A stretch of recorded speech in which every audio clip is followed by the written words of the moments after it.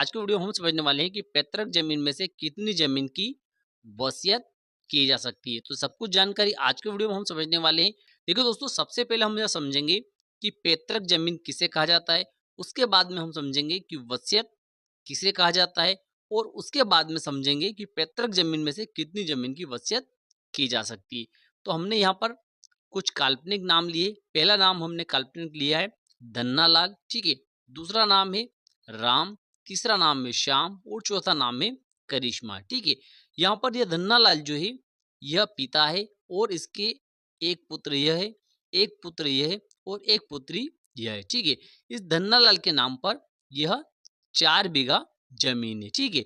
और यह 4 बीघा जमीन जो है यह इस धन्नालाल की पैतृक जमीन है। अब पैतृक जमीन किसे कहा जाता है उसको हम ऐसे समझेंगे कि जिसे मान लेते हैं कि यह जमीन जो है इस धन्नालाल को इसके पिता से प्राप्त हुई है। किससे प्राप्त हुई है? इसके फादर से प्राप्त हुई है, ठीक है।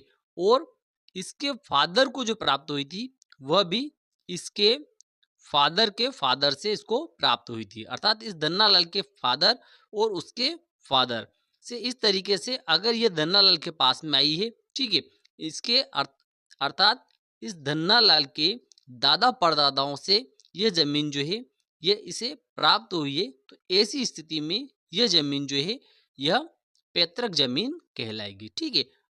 अब यहाँ पर दूसरा बिंदु हमें समझना है कि वसीयत किसे कहा जाता है, ठीक है।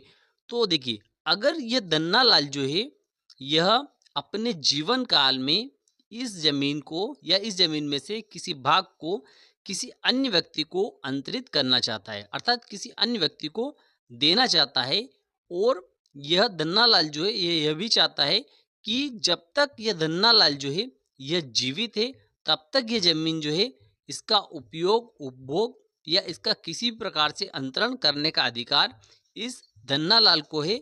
और इसकी मृत्यु के बाद में जिस व्यक्ति को यह जमीन देना चाहता है या इसमें से किसी भाग को यह देना चाहता है वह जमीन जो है उस व्यक्ति के नाम पर हो जाएगी। किसके नाम पर? जिस व्यक्ति को किसी थर्ड पर्सन को देना चाहता है।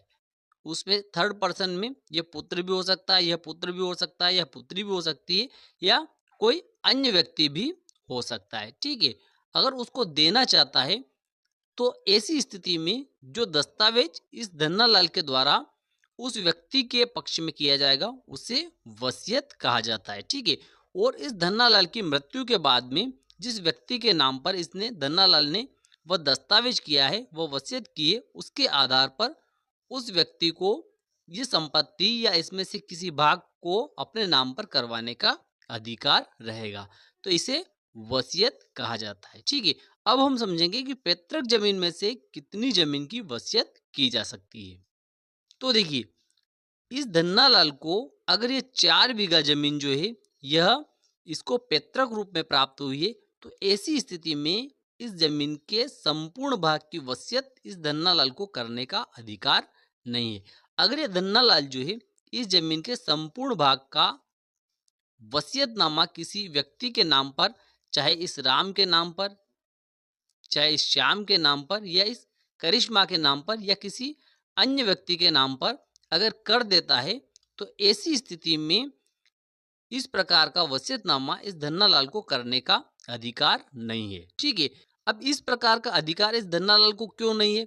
क्योंकि कोई भी अगर पैतृक संपत्ति है, ठीक है, तो उसमें उस मूल भूमि स्वामी को, अर्थात जिसके नाम पर ये संपत्ति है, इस धन्नालाल के नाम पर संपत्ति है, इस धन्नालाल को इस संपूर्ण संपत्ति की वसीयत करने का अधिकार नहीं रहता है। क्यों नहीं रहता है? क्योंकि पैतृक संपत्ति में जिस व्यक्ति के नाम पर वह संपत्ति है उसके पुत्र, ठीक है, और उसकी पुत्री जो है या पुत्रियां जो है या कोई पुत्र जो है वह अगर मृत हो चुका है, ठीक है, अगर वो मृत हो चुका है तो ऐसी स्थिति में उस पुत्र के पुत्र पुत्रियों को, और अगर कोई पुत्री जो है वह मृत हो चुकी है तो उसके पुत्र पुत्रियों को भी उसमें अधिकार रहते हैं, ठीक है।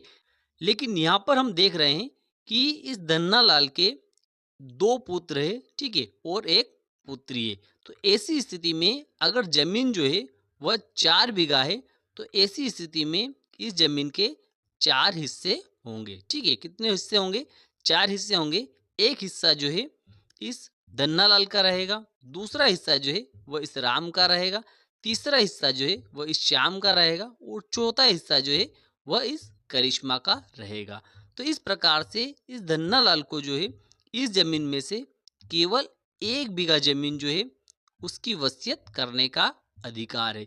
लेकिन अगर इस धन्नालाल के द्वारा इस पूरे खेत अर्थात इस 4 बीघा जमीन की वसीयत अगर इस राम के नाम पर या इस श्याम के नाम पर या इस करिश्मा के नाम पर या किसी अन्य व्यक्ति के नाम पर कर दी जाती है, तो ऐसी स्थिति में वो वसीयत जो है वह मान्य किए जाने योग्य नहीं है। उसमें से केवल 1 बीघा जमीन की वसीयत ही मान्य की जाएगी और बाकी की वसीयत जो है वह कैंसल कर दी जाएगी, अगर इसके किसी वारिस के द्वारा आपत्ति ली जाती है तो।